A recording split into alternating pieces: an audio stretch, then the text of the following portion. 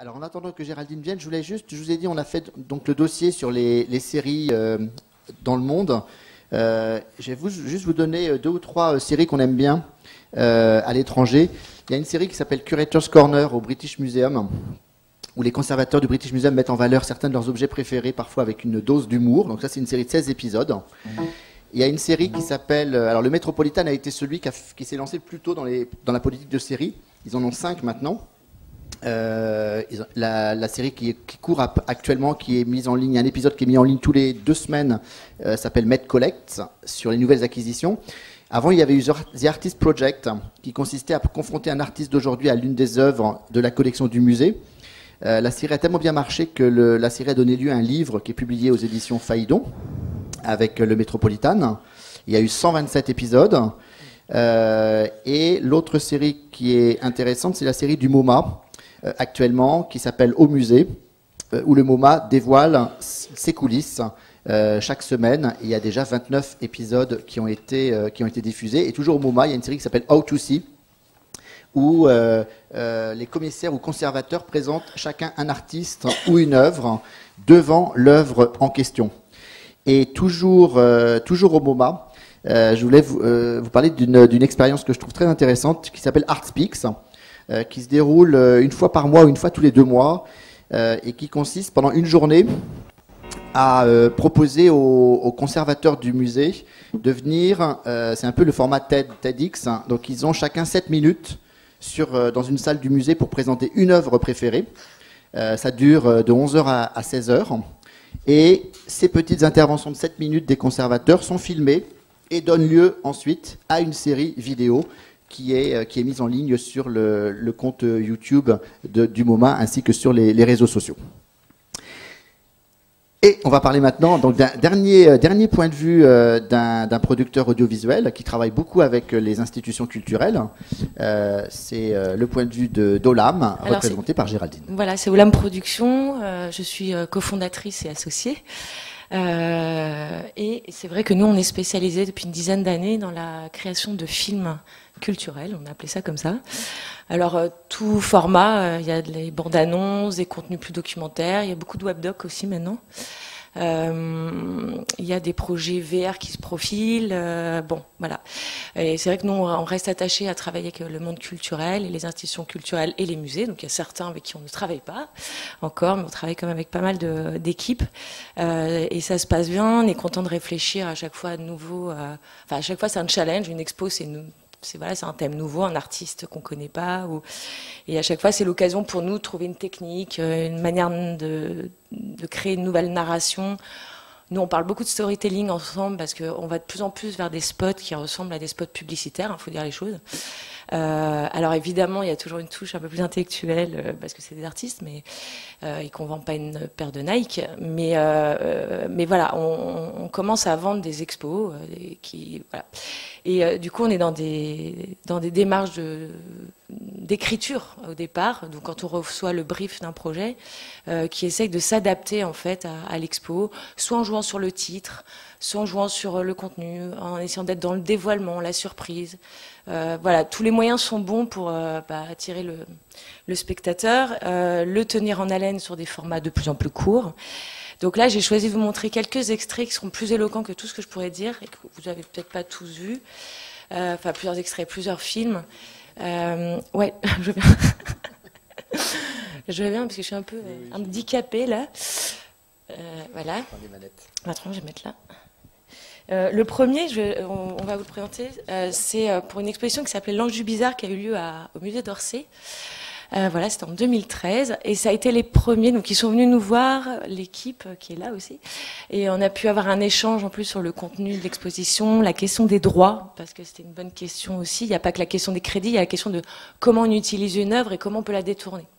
Voilà, parce qu'on a le cas, par exemple, alors c'est petit aparté sur Vermeer pour le Louvre, où on a eu l'autorisation d'animer les œuvres en 2D, c'est-à-dire de les détourer et d'animer, par exemple, un bras. Enfin, si vous avez vu l'expo, vous verrez. C'est vrai que je l'ai pas mis là, mais voilà. Et ça, c'est des questions qui sont mises à jour un peu tout le temps. C'est-à-dire que ça, il y a 10 ans, c'était juste impensable. évidemment. Et aujourd'hui, au fur et à mesure des besoins, des techniques, etc., eh bien, évidemment, se repose cette question de droit. La VR arrive et la VR va nécessiter forcément aussi un nouveau questionnement sur les droits, puisque pour le moment, c'est pas prévu au programme. Voilà, mais bon, ça c'est un autre sujet. Et du coup, là, l'idée c'était de vous montrer l'Ange du Bizarre. Pourquoi qui a eu lieu donc à Orsay? Parce que c'était une exposition thématique et parce qu'il y a eu une volonté, une envie de la part de l'équipe du musée d'Orsay de faire un pré-teasing et un teaser. Voilà, donc on va mettre déjà le pré-teasing.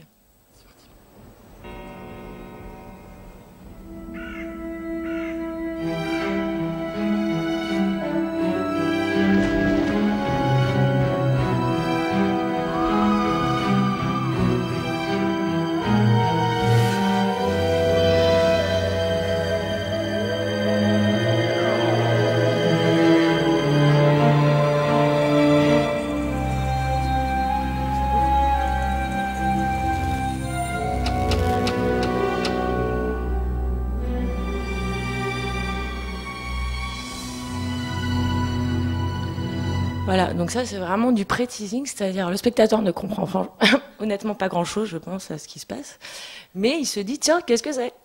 Voilà, donc c'était un peu le but là de faire ça. Du coup, je vais vous mettre la version longue qui est sortie quelques semaines plus tard. Je ne me souviens plus exactement, peut-être que Saskia, tu te souviens? Combien de temps après? J'ai complètement oublié, je dirais... Ouais, c'est ça. Oui, alors ça c'est la version longue.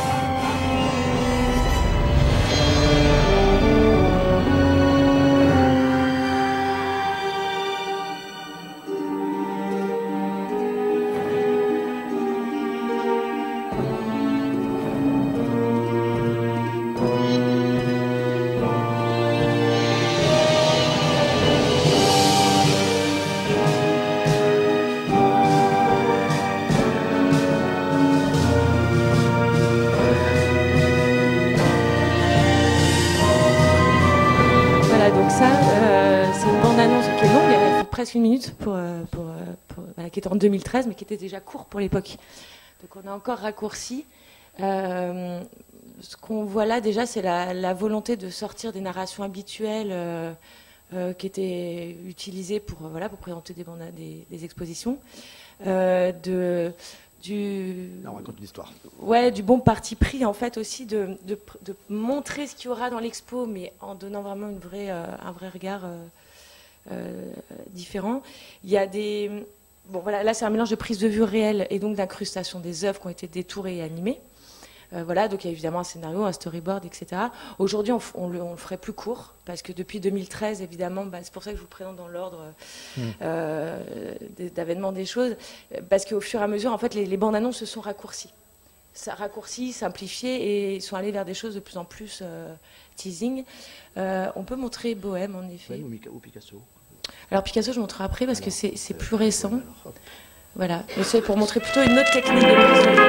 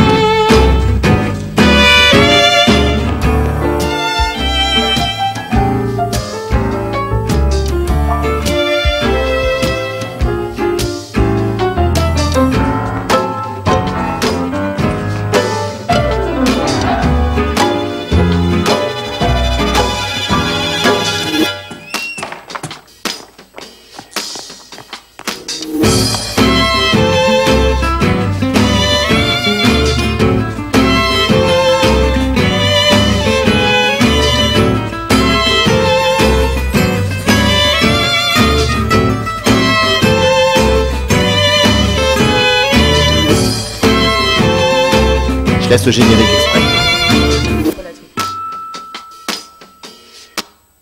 Voilà, donc là c'est pour le Grand Palais, on est encore dans des formats assez longs, puisque c'est juste après, c'est 14 ouais, c'est presque moitié moins quand même. On est mais c'est déjà moins. 30, voilà. Donc, et on n'a pas d'œuvre. Hein.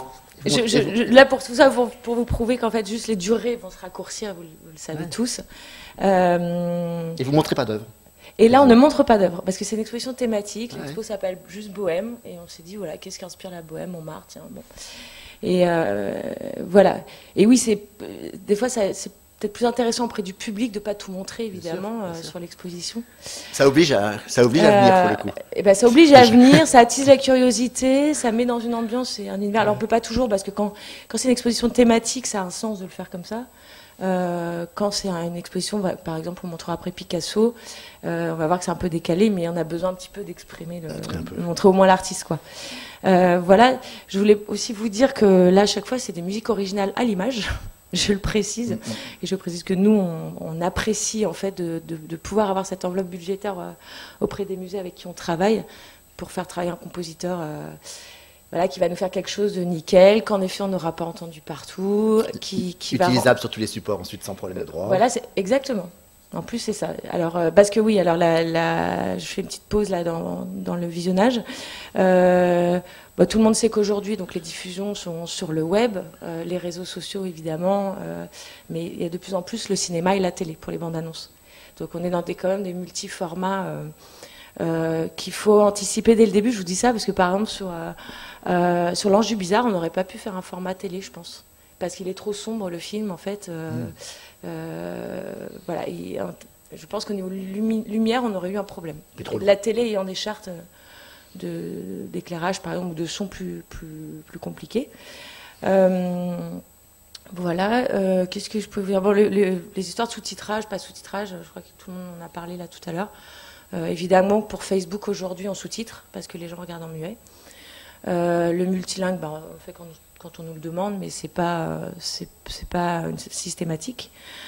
Voilà, je crois que ce qui a le plus évolué, avant de vous montrer la suite, c'est vraiment la manière de raconter les choses. Ce qui a évolué, c'est vraiment le langage. C'est-à-dire qu'avant, on était dans un langage très académique, on explique tout, on a peur que le spectateur ne comprenne pas. Et là, on est arrivé à des choses, comme je dis, c'est des spots de 20 secondes qui sont de la pub, en fait. Et on suggère.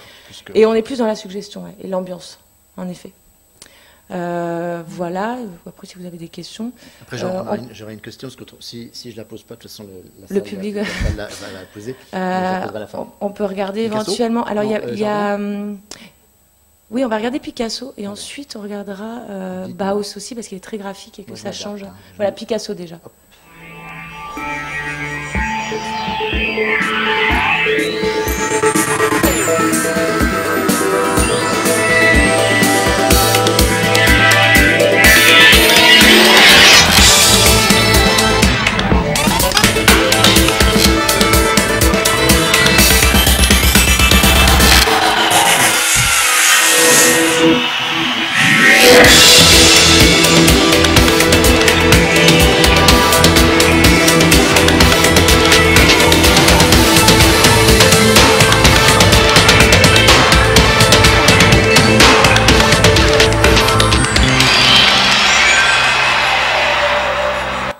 Alors, c'était pas une pub pour Jean-Paul Gaultier. Et non, c'était pour Picasso Mania. Et là, pour le coup, on est vraiment parti du titre. Et comment on présente une exposition Picasso sans montrer une œuvre de Picasso? Eh ben, c'est ça. On a montré juste Picasso et sa marinière. Et que tout le monde s'arrachait Picasso. Et puis, comme il est à poil, pardon, sur le visuel de l'affiche, c'est vrai qu'on s'est inspiré de ça, en fait. Ah, mais là, il a pas le t-shirt. Alors, tiens, si on lui mettait le t-shirt et qu'on lui enlevait. Et en fait, l'idée est partie de là. Et c'est vrai que ça, c'est une journée de tournage chez nous, en studio, un petit studio. Il n'y a même pas besoin d'un grand truc. Des volontaires, il y a pas mal de gens de l'équipe de la RMNGP qui sont venus participer au tournage et mettre leurs mains. Et voilà, et du coup, c'est collaboratif. Voilà. En fait, ça fait un peu comme ce qu'on a fait avec Orsay aussi. C'est vrai ou le Louvre. On sollicite souvent les équipes en interne, ça fait un petit peu d'animation, enfin les gens sont contents, ils ne vont pas travailler aujourd'hui. Motivation interne. Voilà. Et en même temps, nous comme ça, on a de la figuration. Et alors j'ai une question, est-ce que cette bande-annonce sans œuvre de Picasso, c'est dû au fait que c'est compliqué d'utiliser des œuvres de Picasso à cause de la succession, enfin des limites données par la succession, ou pas du tout? Là, en l'occurrence, nous, on aurait pu avoir les droits pour au moins une œuvre. Ok. Mais non, on trouvait ça plus marrant. C'est vrai que le titre s'appelait Picasso Mania. Tout de suite, on s'est dit, bon, on va montrer des tarés fans de Picasso, comme un concert de rock. Bon. Et en fait, voilà, ça a plu. Et Ça a fait beaucoup de buzz à l'époque. Oui, mais ça marche assez bien. Alors, il y en a un autre qu'on pourrait regarder, c'est Bauhaus, voilà, qui est le musée des Arts Déco qui nous a commandé ça, qui était un peu embêté parce qu'il trouvait que c'était un sujet un peu compliqué, le Bauhaus, personne ne sait ce que c'est, ou pas grand monde. C'est pas très grand public. Et voilà, du coup, nous, on leur a proposé cette idée très, vous allez voir, graphique.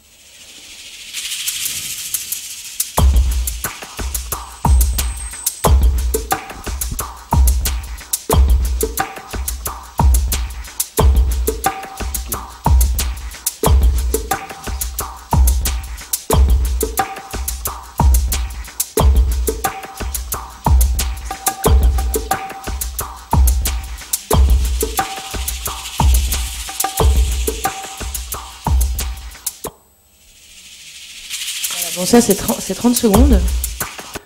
Ça, je pense, le mérite de... Voilà, ils ont beaucoup apprécié le côté très graphique qui rappelait évidemment l'univers du Bauhaus. Mais aussi, c'était suffisamment intriguant pour le public pour dire « Oula, c'est quoi cette expo ?» On va venir voir. Et du coup, ils étaient très contents, Musée des Arts Déco, parce qu'il y a beaucoup de gens qui sont venus alors qu'ils ne s'attendaient pas à une grande fréquentation, vu que c'est quand même un sujet un peu pointu. Voilà, et peut-être dernière chose qu'on pourrait montrer. Non, mais en fait, non. Ah si, il y avait Camondo, voilà, un truc beaucoup plus classique. C'est Art Déco aussi. Art Déco aussi, mais c'est vraiment un autre objectif. C'est pour présenter le musée Nissim de Camondo. On va finir par Camondo. Alors, je vois pas Camondo par contre. Là, il est où? Est-ce que je l'ai mis? Il n'y a pas Camondo? Ou Nissim? Ah, Nissim, Lumaster, c'est pas Lumaster. En même temps, j'ai peut-être oublié de le mettre. Ça, c'est moi tout craché. On le mettra c'est pas grave. On le mettra sur le compte rendu. Oui, voilà, où je vais vous en parler. Alors, je vais poser la question avant que quelqu'un d'autre dans la salle pose la question. Combien il faut? Donc, ces bandes annonces, elles sont extrêmement travaillées. Il y a beaucoup de post-prod, il y a un travail de storytelling, comme vous disiez, de scénario. Combien il faut à peu près compter pour réaliser une bande annonce plutôt les formats de maintenant, c'est-à-dire moins d'une minute. Une petite fourchette. Alors, je vais essayer de pas faire la réponse à la noix, je sais pas. Non, parce que c'est évidemment entre un film très graphique comme le Bauhaus, un film tourné en prise de vue réelle, un film en stop motion tourné sur plusieurs jours. Même une grande fourchette. Voilà, j'ai envie de dire que le minimum c'est 4000. Voilà, en dessous de 4000, alors ça dépend. Hein, des fois, on fait des choses. On travaille pas mal pour le MUSEM qui ont moins de moyens, par exemple. Bon, le MUSEM, on fait des bandes annonces qui coûtent moins de 3 000. Comme Olivier, vous faites des prix d'amis. C'est pas ça, c'est qu'en fait, nous, on réfléchit autrement, c'est-à-dire qu'on reçoit un brief, on va en réunion de travail avec l'équipe du musée, ils ont cette expo à présenter, cette bande annonce, par exemple, à faire. À un moment, juste en fonction aussi de ce qu'ils ont, bien sûr. on va pouvoir proposer des choses plus ou moins rigolotes. Voilà. Donc quand il n'y a pas du tout de budget, ce qui est le cas, par exemple, on travaille aussi beaucoup avec la BNF, ils veulent pas mettre beaucoup sur les bandes annonces. À ce moment-là, on fait des choses. Là, par exemple, pour Paysage français, donc l'expo de rentrée, on leur a fait quelque chose de très simple, mais qui, moi, je trouve, fonctionne bien, qui est juste des photos bien montées, avec un bon timing des principales photographies qui sont présentées dans l'expo. Donc ça, c'est qu'un travail de monteur, avec une matière première qui sont les œuvres de l'expo. Donc ça, j'ai envie de dire, ça coûte pas très cher. Quand on commence à faire du Bauhaus, où il y a 15 jours de graphisme, ou 10, je sais plus, tout à coup, les prix peuvent être un peu plus élevés. S'il y a des gros tournages comme à Orsay, c'est vrai qu'on avait une enveloppe qui était à l'aise pour le faire. Pareil, avec le Grand Palais, en général, on a des enveloppes qui sont quand même correctes. Voilà, en tout cas, nous, ce qui est bien, c'est qu'on écrit en fonction de ça, surtout. Parce que ça reste de la commande et que donc si c'était projet personnel, on pourrait pas fonctionner comme ça. Mais comme c'est des projets de commande, nous on nous dit on voudrait ça, puis nous on propose voilà. Et parfois on propose 2 idées. Et alors en fonction des idées, évidemment, il n'y a pas les mêmes budgets. Voilà. Alors, je sais pas s'il y avait d'autres questions. Est-ce qu'il y a une autre question, pardon, avant qu'on mette la présentation de Nico? Est-ce qu'il y a une autre question?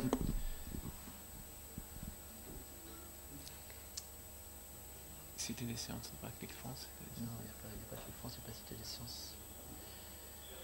Oui, du coup, pour finir, j'ai pas grand-chose de plus à ajouter. Le seul truc, je trouve, qui a vraiment changé, les durées, on sait, Mais ce qui a vraiment changé, c'est, j'ai envie de dire, c'est le côté storytelling qui n'existait pas avant, en fait. Voilà. Et moi, je trouve ça bien parce que je préfère que les gens regardent des pubs culturelles que des pubs de chaussures, personnellement.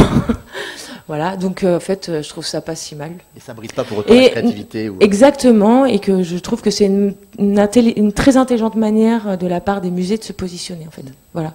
Plutôt que...